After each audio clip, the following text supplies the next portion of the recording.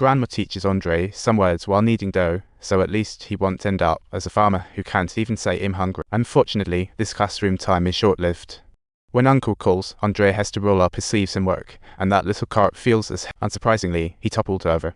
Uncle slammed the table, deeming Andrei weaker than his pet dog, and promptly taught him another lesson. This time Uncle seems to vent all his frustrations on Andrei, and with too much force, he ends up injuring Andrei's right leg. This left Andrei with a lifelong disability. Uncle turned away, probably realizing he'd just knocked off a laborer and maybe feeling a bit regretful. Grandma felt sorry for Andrei, but thought she couldn't say much, so she comforted him. Just wait, life will get better. Just like Grandma said, time heals all wounds. Now Andrei walks like a wobbly party ball, relying on Uncle to get by. By age 18, Andrei finally yielded, done pushing this dry little cart. This was such a relief for him. Unfortunately, Andrei's name pops up on the draft list, and Uncle isn't ready to let go of this poor laborer, so he drags Andrei to the recruitment office. He keeps the adopted son, citing his 2 dead sons. Andrei's unhappy, but dares not protest. Andrei's life carried on with love and hate until the day Grandma passed away, when he sobbed painfully, finally finding a release for his years. He realized there's no one left to care for in this home, and he had to escape this cage. So, at the dinner table, he accidentally smashed a plate, and Uncle unsurprisingly prepared to give him another passionate class. But he completely forgot that Andrei was no longer that obedient little kid. He could only watch as Andrei packed up and left, escaping the grip of this dictator to start fighting for himself. Andrei began working with the villagers, earning money through sweat until, at 29, he received a little surprise. He spotted a rundown cabin mid-hill, with a frozen path outside, like a rural ghost tale. Thinking it was empty, he found an elderly man nearly ready to log off inside, so he decided to help him get to the doctor. The old man replied, "Don't bother me. I don't want to sweat in this freezing weather and get you sick too." During that time period, the state of medical technology was truly disheartening, to the extent that even going to see a doctor seemed like witnessing a big comedy act. She is walking back and forth, then tosses you into a black hole in the sky that you can still see. Subtitle: You carefully dive yourself in, and the woman of cold air reappears once again. Then she spits you out, and all that remains are darkness and the cold.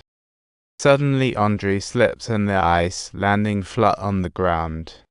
The old man takes this chance to slip away into the snow-covered forest, and Andrei gazes at his retreating figure. He thinks it seems there's no escape from death, and finally walks into a bar to warm up.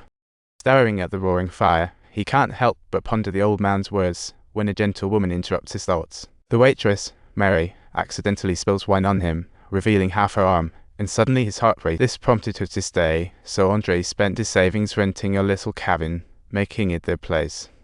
With his hard-working hands, Andrei created a vegetable garden, giving the little cabin a lively vibe. He was a tiny farmer now. He gazed at the Alps, watching sunrises and sunsets, and for the first time, felt the joy of being alive, thankful for it. The filming crew noticed the purity of the Alps, deciding to invest in a cable car to conquer the 1,300-meter peak, just to let tourists fly free.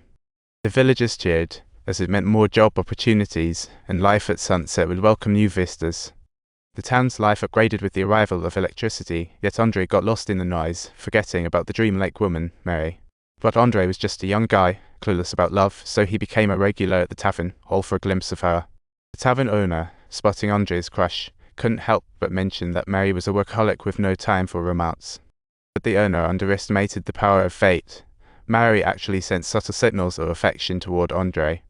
Soon, on a sunny day, Andrei gathered his courage, donned his suit, and bravely appeared at the church.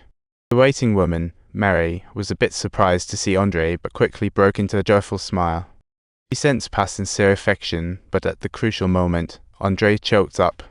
Fortunately, Mary promptly gave him a positive response, and Andrei then brought her back to his cozy little cabin, where they savored the breathtaking scenery, transforming into a moment of little happiness.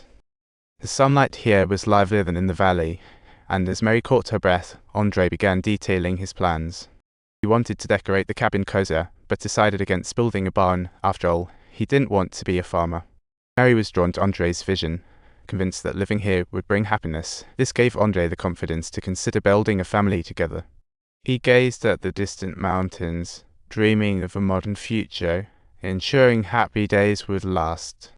Though they needed a lot of labor, capitalists wouldn't easily take in a slacker. Living off dreams simply wasn't an option. Andrei could only rely on his smarts to keep going.